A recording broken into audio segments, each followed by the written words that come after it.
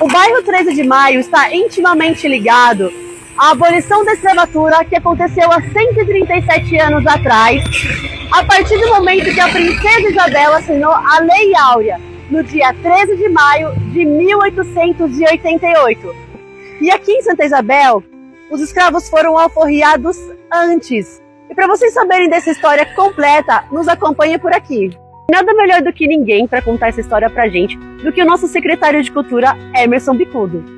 Isso mesmo, Débora. Eu que sou um amante da história de Santa Isabel, né? Também trabalhei durante muito tempo como diretor do Centro de Memória Francisco Santos Batista. Tenho muita informação sobre a nossa história. É isso que a gente quer saber, informações sobre esse lugar. E esse bairro que a gente tá, não à toa, ele chama 13 de Maio, né? Esse nome 13 de Maio está muito ligado à data da abolição da escravatura em 13 de maio de 1888. Acontece, Débora, que esse bairro, na verdade, ele pertencia a uma grande fazenda, a fazenda do senhor Maximínio Antônio de Camargo, que além de ser um republicano, ou seja, na época da monarquia, ele queria que o Brasil se tornasse uma república, ele também era contra a escravidão. Ele achava que, assim como todo republicano, a escravidão tinha que abolir. Afinal, o Brasil era o último país que não havia libertado seus escravos. Então essa fazenda, né, sendo a fazenda, ele possuía 142, né, alguns estudos falam 142, outros 148 escravizados, que moravam aqui, trabalhavam na fazenda do Maximínio. Ele se reúne com o clube abolicionista, que pertencia a muitas pessoas, né, esse clube era o seu Maximínio Antônio de Camargo, o Fernando Lopes da Praça Fernando Lopes, enfim, muitas figuras da cidade pertenciam a esse clube republicano, e juntos eles decidiram abolir a escravatura dos escravizados que trabalhavam aqui. Dia 22 de fevereiro de 1888, os escravizados de Santa Isabel, 142 escravizados, são libertos, Débora. O que eu achei interessante, Emerson, que 22 de fevereiro é antes de 13 de maio. Exatamente. Então significa que eles foram alforriados antes da data oficial. Por isso levantaram esse monumento? Exatamente, para isso existe esse monumento, né? Está escrito lá em cima, 13 de maio de 1888. Então disse isso que, financiado pelo próprio fazendeiro, Maximiliano Antônio de Camargo, ele falou, precisamos fazer um marco dessa história. Então ele pediu que os escravizados, agora libertos, construíssem esse monumento para lembrar sempre dessa data, dessa nossa abolição antecipada da escravatura, né? E a gente tem um lema aqui escrito que é o queremos remir cativeiro, que era o lema do Clube Republicano Isabelense. E você sabe o que significa remir? Remir quer dizer acabar, né? Queremos acabar com o cativeiro, certo? Interessante também que daí, né? A gente sabe que essa abolição da escravatura ela é uma abolição, vamos dizer, no papel oficial. Abolição, né? Exatamente, porque esses escravizados, depois dessa abolição, eles não ganharam nada, não ganharam nenhuma indenização por tradução de trabalhos forçados, eles não ganharam terras, né, para trabalhar. Eles saíram assim, ao léu, frente ou ao léu. Muitos desses voltaram para suas terras, né? Muitos desses partiram para o Brasil afora, outros não. Outros aqui, o próprio Maximínio cedeu uma parte aqui das fazendas deles, né, para os escravizados morar, aonde é chamada hoje a Viela da Abolição. Então a ideia desse bairro, né, 13 de maio, está muito ligada a essa data, 13 de maio de 1888, e também a cultura afro, né? E outra evidência, Débora, que a história do bairro está ligada, né, à escravatura e à abolição dessa escravatura aqui em Santa Isabel antecipada, é também o culto a São Benedito. Logo atrás aqui do obelisco a gente tem uma capelinha, que é a Capelinha de São Benedito, e nesse bairro também acontecia uma festa tradicionalíssima de Santa Isabel, que eu cheguei aí quando criança, que era a festa de São Benedito. A festa aconteceu exatamente em que local aqui no bairro? Aqui mesmo, nesse largo aqui do 13 de maio, né? E atrás, aonde é a ETEC ali, havia um lago. Nesse lago, nesse mangueirão que eles chamavam, é onde ficavam os gados e os cavalos que eram preparados para a cavalgada de São Benedito. Detalhe, a tradição da cavalgada a gente faz até hoje em Santa Isabel. Você vai muito, não vai, Débora? Eu vou, eu adoro cavalgada. Rainha da cavalgada. A festa de São Benedito, então, é agora em maio. Em maio, né? E foi comemorado, que eu fiquei sabendo, teve Moçambique. Isso. Lá em Aparecida do Norte. Exatamente. Os grupos tradicionais, como Moçambique, São Gonçalo e Catira, vinham também se apresentar nessa festa aqui no 13 de maio. Nós temos muitas imagens. O grupo de Moçambique de Santa Isabel, ele tem 300 anos de tradição. Mentira! É muito antigo. Inclusive, pasmem, Oswald de Andrade, né, o pesquisador do folclore e das culturas populares, esteve aqui em Santa Isabel em 1982 para conhecer o grupo de Moçambique, que chamava também Grupo de Moçambique São Benedito. Eu não sabia, que incrível. É isso. Então é uma tradição nossa, uma cultura super rica. Super né? rica. Essa festa é incrível.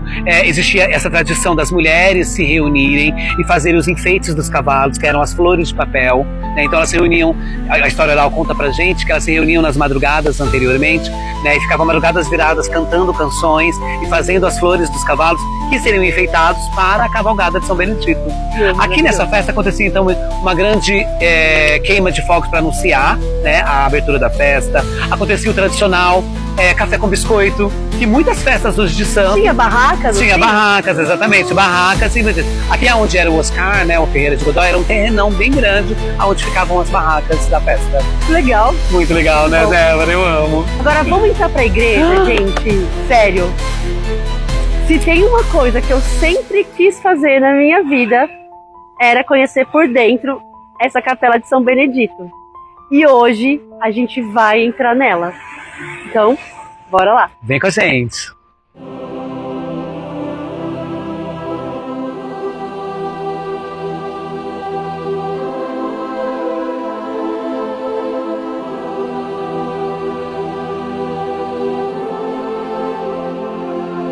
Sejam bem-vindos à Capela São Benedito.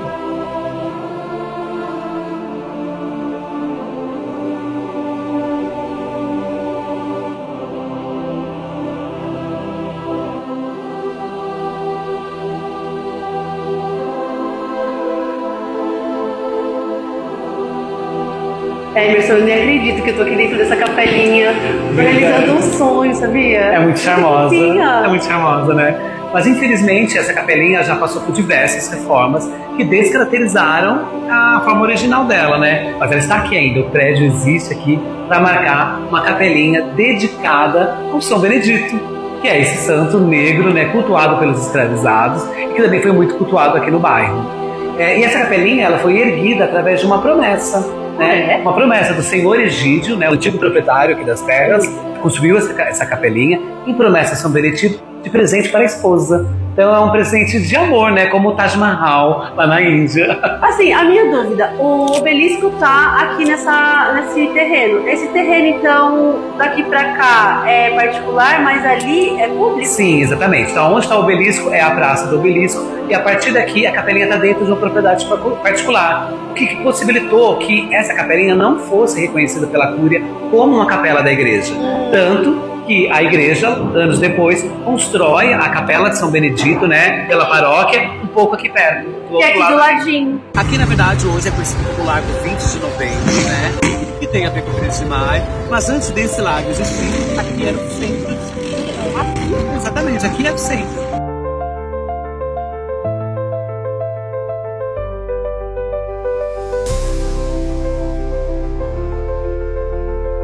Que é o resquício de Isabel, de nascer São Isabel, é uma ruína.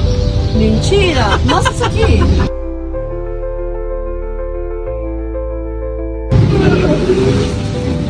É uma ruína? Exatamente, Débora. E conta melhor essa história. Então, quando eles começaram a fazer reforma aqui da praça, né, começaram a tirar os fogos, foi descoberto que tinha algumas pedras, algumas ruínas aqui.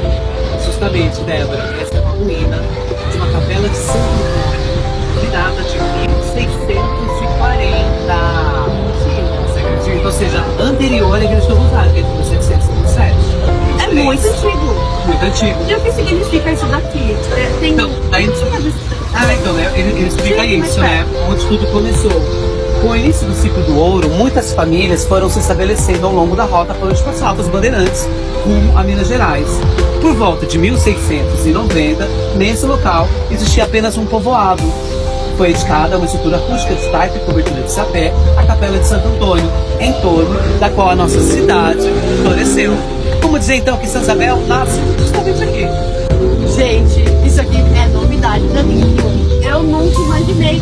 Na verdade, eu sempre passo por aqui e, assim, passou desapercebido essa placa e esses detalhes.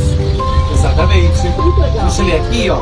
E daí depois dessa capelinha Santo Antônio foi demolida, então foi construída a Igreja do Rosário, que hoje é o nosso prédio mais antigo, né? Que é de 1723, né?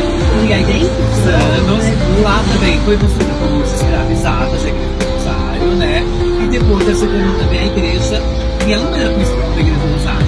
ela era vista como a igreja do Rosário, os homens negros. Falando dos escravizados, foram os mesmos que também construíram a igreja do Rosário. Exatamente. Os mesmos escravos que fizeram Exatamente, o obelisco. Exatamente. Perfeito. Detalhe, eles construíram a igreja do Rosário e não puderam entrar na igreja, porque Não. eles eram escravizados. causa de... Só pouco tempo depois que, com a Irmandade dos Homens Pretos, eles conseguiram entrar nas diversas, né? E mesmo assim ainda separados. No meio da igreja havia uma separação, uma grade que separava os brancos dos escravizados, né? E em cima, o camarote das autoridades. O camarote até hoje tem na igreja do Rosário.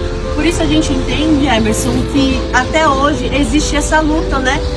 Dos escravizados para ter assim o seu Espaço. espaço. Ao falar de 13 de maio, Débora, a gente não fala em comemoração da abolição, né? É uma data realmente muito levada para a gente refletir sobre essa abolição, né? Afinal, os escravizados, eles foram realmente libertos?